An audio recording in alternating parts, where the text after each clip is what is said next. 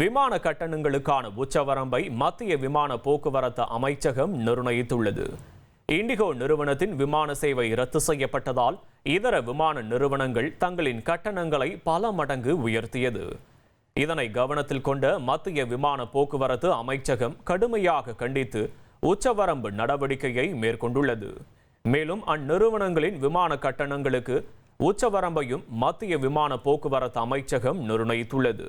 இதில் 500 கிலோமீட்டர் தூர விமான பயணத்திற்கு 7,500 ரூபாயும், 500 முதல் 1000 கிலோமீட்டர் தூர பயணத்திற்கு 12,000 ரூபாயும், 1000 முதல் 1500 கிலோமீட்டர் தூர பயணத்திற்கு 15,000 ரூபாயும், 1500 கிலோமீட்டருக்கும் மேல் 18,000 ரூபாயும் நிர்ணயிக்கப்பட்டுள்ள நிலையில் இந்த உச்சவரம்பு பிசினஸ் கிளாஸ் மற்றும் உதான் விமானங்களுக்கு பொருந்தாது என்றும் தெரிவிக்கப்பட்டுள்ளது.